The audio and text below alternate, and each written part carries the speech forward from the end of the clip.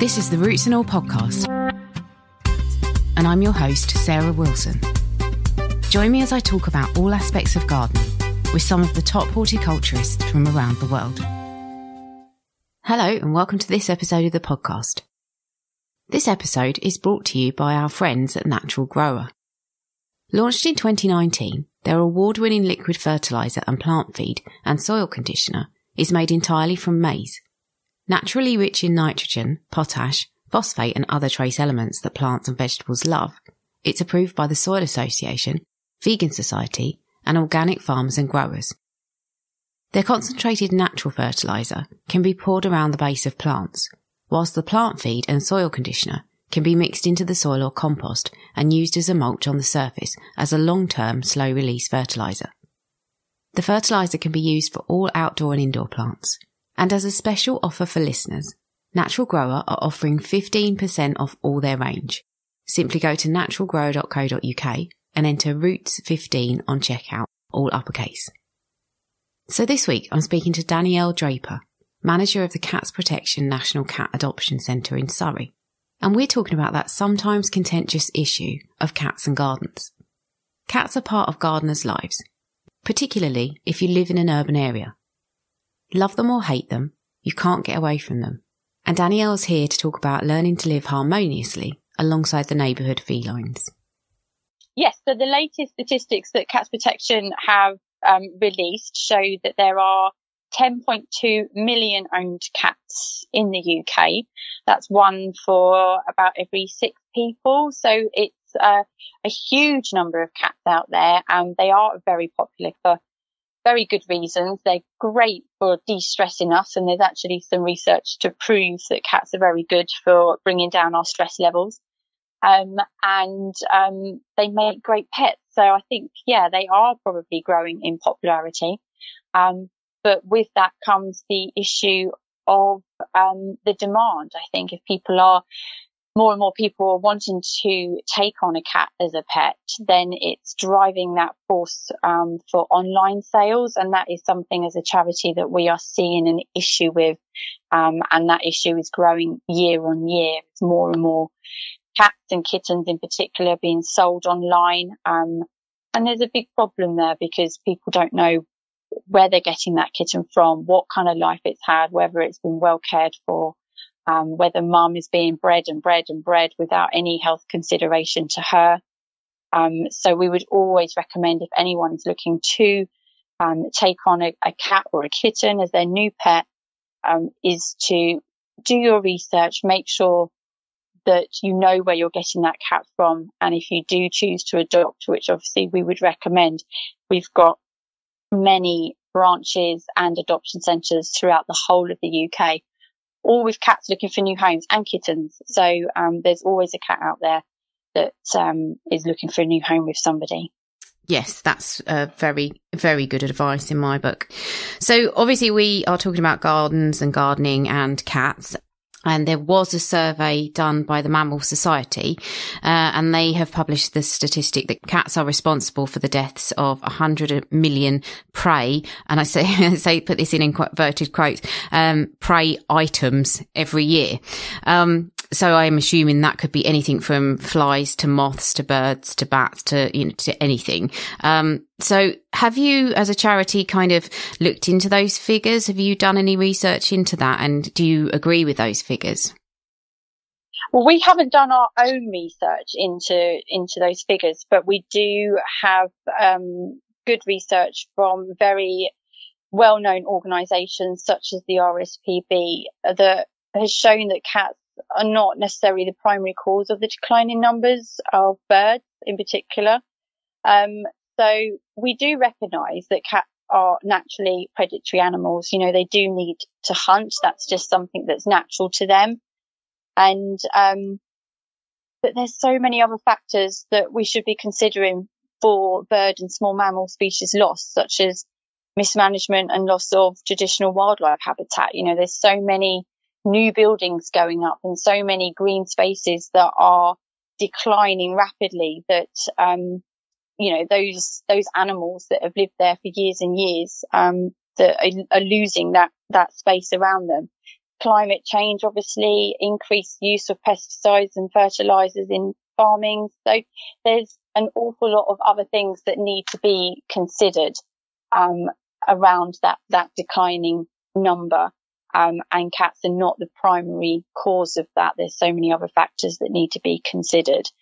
But do you know, cats do tend to kill the weak and the sickly birds. So it's not even clear whether cat predation replaces other forms of death or is in addition to what would have been a natural death anyway, if that makes sense. So yeah, there's a lot to consider there, but I don't think that there's enough research to show that cats are the main source of those figures. So yes, no, that's a really good point actually, about the fact that actually they may be taking on a role of a larger predator that has been lost. So yeah, that's really interesting. So actually, I suppose you've answered the question that I was going to ask you next, really, which was, you know, in view of all the problems that wildlife have, you know, cats in the bigger picture, then by the sounds of it, probably don't account for, you know, much of the loss. No, especially like I say, if they are naturally killing the weak and the sick, in particular birds or small mammals, then no, I don't think that they do sit in that bigger picture. I think there's a bigger picture there, if you know what I mean, that the driving forces behind those declining numbers. So I suppose they're a scapegoat, really. Yeah. Okay. So, well, thinking about our gardens, so on a slightly smaller scale, but also where, you know, cats and wildlife will rub up against each other. I know not all gardeners like cats, and I am not one of those because I love cats. So if you really, really are a gardener and you really don't like cats and you don't want to have them in your garden, is it sensible to think that you could deter them altogether? There are certain things that you could do to deter cats from your gardens, but cats are very agile. They're very good climbers. They're very good at negotiating fences. And, you know, they are part of our life and they like being outside, generally speaking. So, it's quite natural for them to have a little wander around. So, you could put up high fencing. There are certain fencing now that you can buy that don't allow cats into the gardens. There are other things that you can do to deter cats. Some of them are quite far out there, or whether they work or not is not really for me to say. I don't know if there's been enough to say that they do, but I know that there are people put statues of cats in their gardens just so that another cat thinks that there's a cat in their garden. But I did speak to somebody that did that, and the cat that used to visit just started rubbing against the chair and quite liked it. So I think he was trying to make friends. But, if somebody really doesn't want a cat in their garden, you can certainly, you know, kindly shoo the cat away. You can, we wouldn't recommend people squirt cats with water, but, you know, if it's just a little, sometimes people get these infrared detector garden sprays that just come on when they detect movement, which isn't going to drench the cat. It's not going to cause it any harm, but it might be enough for the cat to think, do you know what, that wasn't much fun. I don't think I'll go back there. But that all said, it's all about territory, and that is what cats need. That's naturally what cats need. They need territory space, and walking along that back end of someone's garden might just be the edge of their territory space where they need to walk along to get to where they need to go. So cats have to work out their territory, especially in built up areas where there's maybe a number of cats living in the same area. Then they need to work that out, and sometimes that's where you get fights and conflicts happening between cats because they're trying to fight out a particular garden that they both need to try and get to that next part. But I've been in some training, which is fascinating, when they actually mapped out this whole road and where the cats go and how they cross over to avoid another cat's territory. And it was like one cat would have the whole of garden A and then come into garden B, but just skirt round the edge and up past the tree and then over the fence.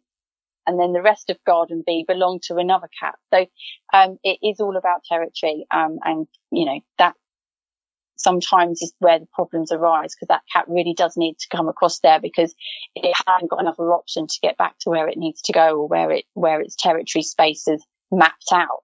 And by us trying to deter them from doing that, we might be pushing them into another cat's territory. And then that's when you get sort of conflict happening. That's fascinating. Who knew? So what you don't want is your garden to be like in the cat equivalent of Spaghetti Junction or something. So if you don't want cats in there. There is a myth, and I know it's a myth because my cats always poo in my garden. The myth is that cats don't use their own gardens as toilets. Obviously that is an issue for people. If they don't have cats and other people's cats are coming in and using their garden as a loo, is there anything they can do to discourage that, or again, to kind of deter the cats from doing it? Or is it just part and parcel of having cats in your neighbourhood? Well, firstly, cats need to go to the toilet, obviously, and they need to do that somewhere, be that in a litter tray in their home or outside, in their garden or someone else's garden. But again, it's quite often around territory as well. So when it's in someone else's garden, it could be, in particular urinating, it could be that they are mapping out and scent marking their territory boundary. So it tells the other cats that this area has been taken. This is mine, and this is my patch. So they will often toilet around the boundaries of their territory areas, or within their territory areas, just so that other visiting cats know that bit's taken. Thanks very much. So you can find that cats will go and toilet in other gardens, but that's probably the reason behind it. Or it might be that their own environment, they don't feel very safe or secure. So when they're toileting, they feel quite vulnerable. They going back in the day before they were even domesticated, when you go into the toilet, you're at risk from being hunted by something. So they like to feel safe and secure where they're toileting, and it might be something as simple as where they live, that the person hasn't set up the right sort of toilet area within the house if they are hoping that they're going to use a litter tray. So it could be located in a really busy environment with lots of through traffic of people and noise, or that, another cat in the house is there that they don't particularly like, or a dog or something like that. That just means that they don't feel very safe and secure to go to the toilet there. So they go and find somewhere that they do feel quite safe and secure. And that might not necessarily be in their own garden. It might be somewhere else within their territory. So, there's reasons behind it, I think, is what I'm trying to say. But in terms of deterring them, there are things, again, that you could try and do, especially from a gardening point of view, I guess. They like, loose soil. So they like to dig, they like to cover, they're quite clean animals. So, they do like to dig around in soil. So it could be that you make that soil slightly less inviting by, planting things that are a bit more prickly, or placing pine cones around. Some people have sort of put sticks around on the soil so that it's not easy for them to get that scratching movement going, which means they don't feel that comfortable about going to the toilet there. Or just actually covering the soil area with good ground cover plants. You'll probably know a lot more about that than I do. But there's also the argument, if it's a really ongoing issue that at the end of the day, that cat is going to keep coming into your garden and it is going to use it for a toilet for whatever reason, that sometimes we say to people, maybe just embrace that and just make them a toilet area. Or even if it's your own cat, just make them an area that is inviting for them to use as a toilet. So something that they can dig around in. You can even place, if there is some food in the garden, you can actually put it in there so that their scent is there, so that you've just got one area that they start using as a toilet, and therefore the rest of your garden can stay relatively clean. Yeah, that's a really good idea. Exactly what you said about the planting. I don't think ever seen a cat use a properly planted area for a toilet. It would be very bare. It's always in my experience kind of loose soil, and bare patches of soil or gravel. So that gravel is just like one big inviting litter tray, really. So yeah, it is about, I think, considering the spaces that you've got and what you put on them. And yeah, but that's a genius idea, actually, about setting it up so that there is a designated area. I mean, that's just, that's brilliant. So I think again, we kind of touched on it, really. If there are neighbourhood cats, and they're choosing to use the garden as a battleground, that is a territorial issue. If you happen to be in the firing line of some warring factions, is there anything you can do to kind of encourage harmony? Well, cats are naturally a solitary species. So they don't necessarily, and there's obviously exceptions to the rule, and there's lots of people out there that, have got a pair of cats that are very well bonded, and they would be what we call like a social pairing. So there's lots of grooming each other, aloe rubbing, which is, entwining tails and rubbing their face against each other and stuff like that. But naturally they're a solitary species. And yes, if you have got cats that keep fighting in the garden, it's probably because they're trying to sort out a territory space. But they do prefer to avoid conflict. They don't actually want to get into a fight because, they know they're probably going to get hurt from it. They don't actively seek necessarily conflict. I know when I've had two cats squaring up to each other in my garden, maybe me just coming out just broke that, but they lock eyes, and sometimes they can't back down because they know that the minute they turn, the other one might chase. So they're kind of in this stalemate situation, and they're just making an awful lot of noise and not a lot else. So sometimes just you coming out to intervene, or break that eye contact allows the two of them to just go their separate ways. And then they can go where they need to go. So, but they don't particularly like conflict. If they can avoid it, they will. But yeah, in terms of encouraging harmony, it's very difficult because the chances are that those two cats aren't actually going to live harmlessly together until they've worked out who owns what part. So they've just got to duke it out, get on with it. So obviously we kind of again touched on the issue of birds and cats. A lot of people take great pleasure in feeding birds in their garden. What can we do if we want to put out feed for the birds, but also try and keep them safe from the cats? We would certainly recommend feeding birds off the ground. So using bird tables and things like that, so that the birds have the advantage. Then the cat is obviously at a lesser advantage of being able to stalk across the ground, and catch them. You could, I guess, if you've got certain times of the day where you feed the birds, perhaps if it's your own cat that you're worried about, then to keep your cats in during those times of when you're feeding the birds. But actually, I mean, there is an argument that feeding the birds attract other animals that people might not want to attract. And having a cat might actually keep things like mice or rats at bay as well. So you might find that having a cat works to your advantage, especially if you do want to feed birds, because, obviously they drop seeds and things like that, and that can attract other things. So there could be advantage there as well. But certainly feeding them off the ground would be our biggest advice when feeding the birds. And how about, does it make a difference if you kind of keep the feeders away from somewhere the cats can sneak up on them? So I think sometimes, obviously, if you've got a feeder and it's maybe near a fence and then the cat's got the opportunity to jump out, is that also advisable? Yeah, I mean, certainly in the open, because then I guess the birds have a lot more ability to see around them as well. So, if you're hanging things kind of low and in shrubbery, then it might allow the cat the advantage then to climb up and like you say, sneak up on the birds. But I mean, just from my own experience, that my cat was just rubbish because as soon as she moved, the cat still flew away anyway.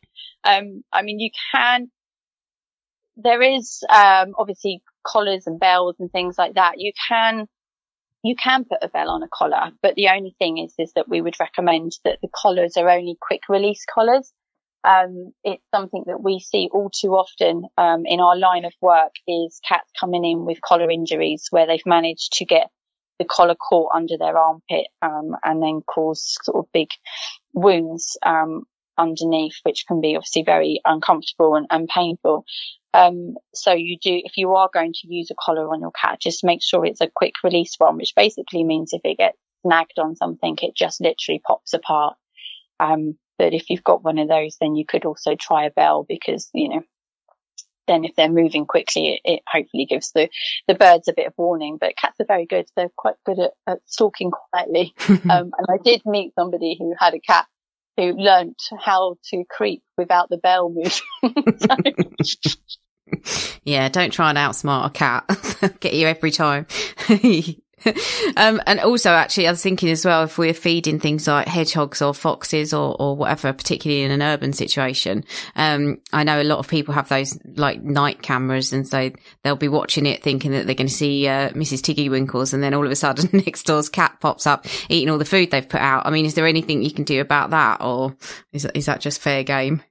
To be fair, the cat's not going to know that bowl of cat food was for the hedgehog, not for them. No. So, it's very hard to say that we could try and think of ways to deter that, because you're basically putting a bowl of food out, which, if a cat's walking by, it might think that looks quite nice. So, again, if it's your own cat, you could consider sort of keeping it in at night or something like that. But if it's cats that visit the area or visit your garden, then I guess it's really something that you've got to be kind of prepared that might happen, because it is, especially with hedgehogs, it's a bowl of cat food, so it's got their name on it, so they've got rights to it.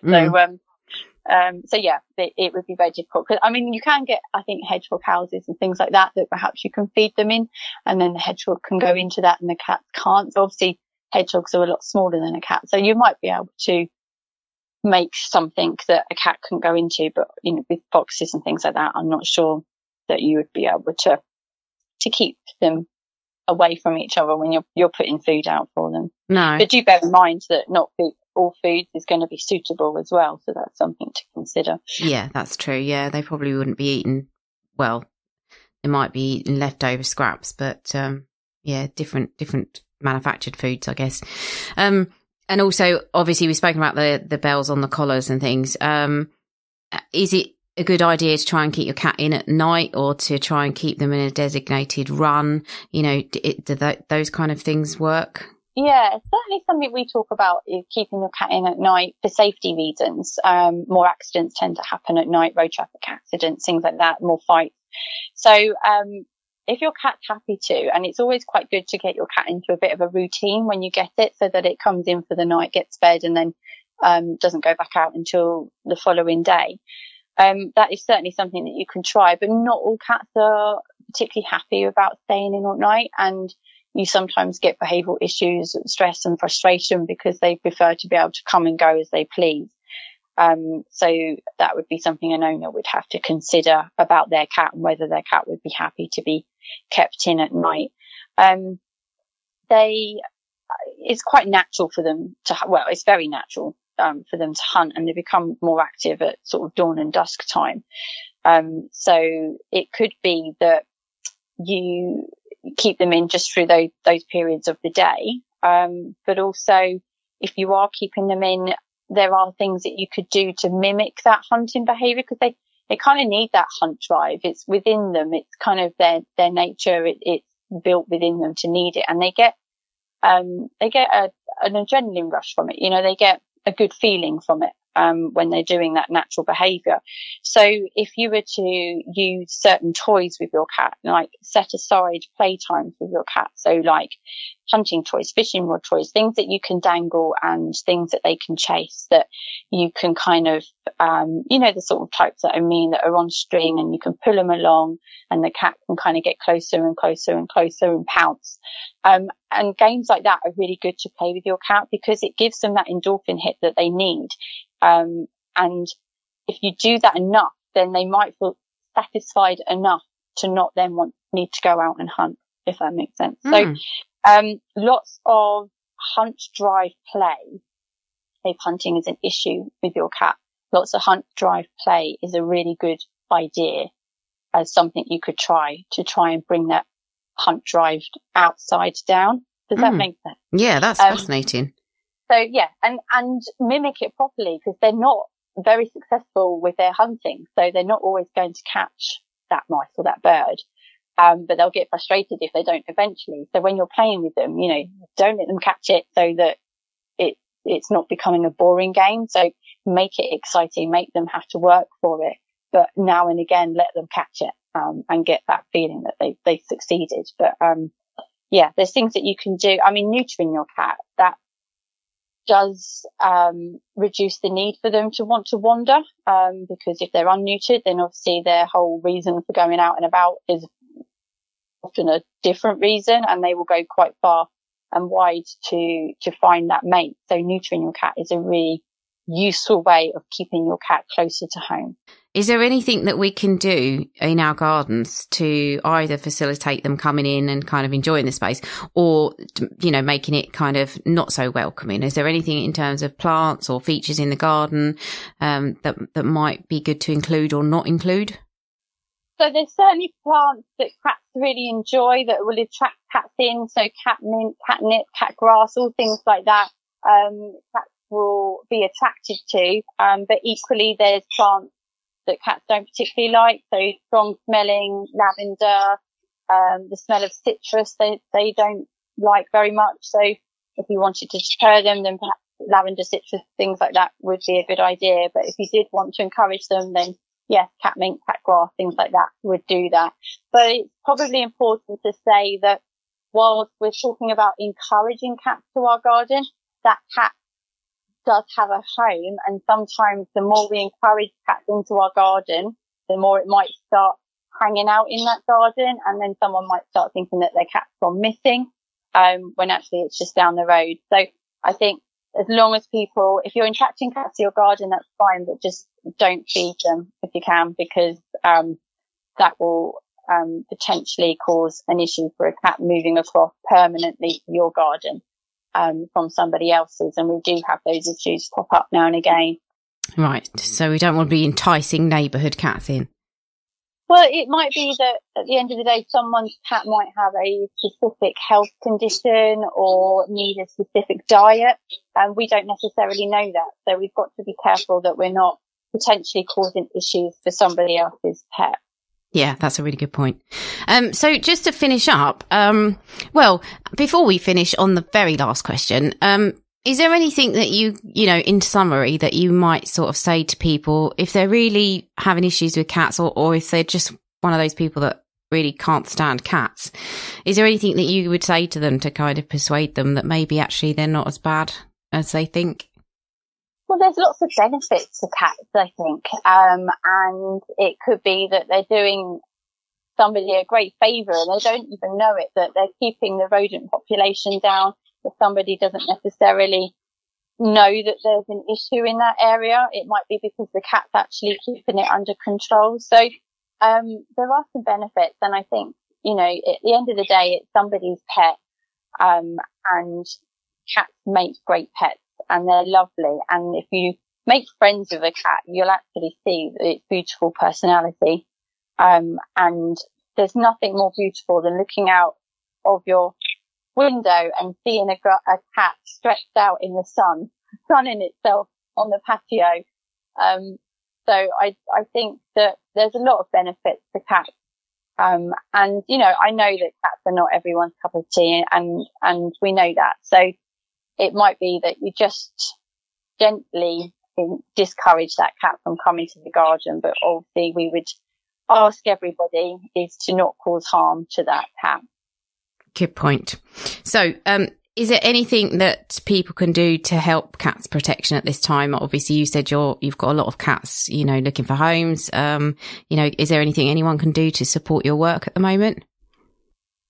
So obviously, the current situation that we're all in is a strange time for everybody, and it's certainly thrown its issues towards the work that we do. But we are doing hands-free homing because we do need to get our cats into homes. That's where they need to be. They don't want to be in our centres. They want to be in loving homes. So we are homing cats in a hands-free way, in a safe way. So do visit our website. We have cats, like I say, all over the UK. We've got voluntary run branches, we've got adoption centres, all with cats looking for new homes. So visit the website, which is cat.org.uk, and you'll be able to find the nearest branch or centre to you.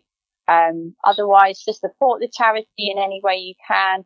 We're fundraising as much as we can. Obviously, all our events were cancelled last year, and who knows about this year. So we're doing lots of online events and ways to try and keep our donations coming in, because that's how we're going to survive. So to continue the work that we do need the generosity of the public as well. Thank you very much to Danielle for the information and advice. If you're a cat lover and would like to support Cats Protection, you can find links in the show notes, plus more information from the charity about living with cats in your garden. And if you're not a cat lover, at least don't be a cat hater. They're not responsible for the loss of our wild bird populations. We are, us humans. So we need to take some responsibility and don't look to create scapegoats or scape cats. Thank you as well to Natural Grower, who sponsored this episode. They produce vegan and organic fertiliser and soil conditioner. And I can't recommend the soil conditioner enough. I used it for tomatoes last year, and the plants stayed really green and healthy all year, and the tomatoes were plentiful. Plus, I even found they needed watering less. It really is good stuff. And if you go to naturalgrower.co.uk and enter Roots15, all uppercase, on the checkout, you'll get a 15% discount.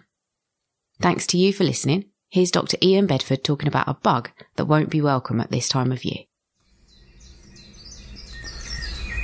There's different reasons why daffodils and their related species might come up blind in the spring, which means that they produce their leaves but not their flower buds. Often, it's down to the environmental and climatical conditions, or even the age of the bulb. But it could also be an indication that the bulb is diseased, or that it's under attack from a pest. Although daffodils don't have many plant pests, there is one that can be a serious problem, often damaging and destroying many bulbs where it's become established. And this is the large Narcissus Bold Fly, a hoverfly that first appeared in the UK about 120 years ago and has now become widespread. This bulb fly is about 1.5 centimetres in length and looks very much like a small hairy bumblebee, but with only one pair of wings. Varying in colour, from yellow to dark brown, they emerge on sunny days during mid-May to mate. The females then seek out the senescing daffodil leaves and lay their eggs on the neck of the bulbs. These hatch into little maggots that crawl down to the bottom of the bulb, entering it through the basal plate. Once inside, the maggots start to devour the fleshy centre, which includes the following year's flower buds. By the following spring, the maggots are fully grown, plump and creamy white in colour, and they'll leave the bulbs to pupate within the surrounding soil. Affected bulbs that were not killed by the infestation will likely survive to produce a few thin leaves before they then start to rot. Since there are no chemical options for controlling the large Narcissus bulb fly, cultural methods will need to be used.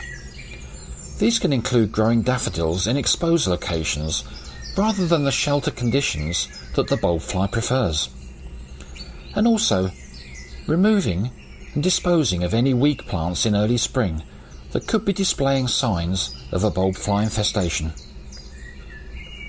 You can download or listen to the podcast direct from the website rootsandall.co.uk. Please also check out my Patreon, where you can make a one-off donation or take out a monthly subscription to help support the podcast. Because if you enjoy the show, please help it continue. I also have a GoFundMe where you can make a one-off donation. Even a one-off donation of £1 helps, and I'll be really grateful for your support. So please go to Patreon or GoFundMe and search for Roots and All Podcast.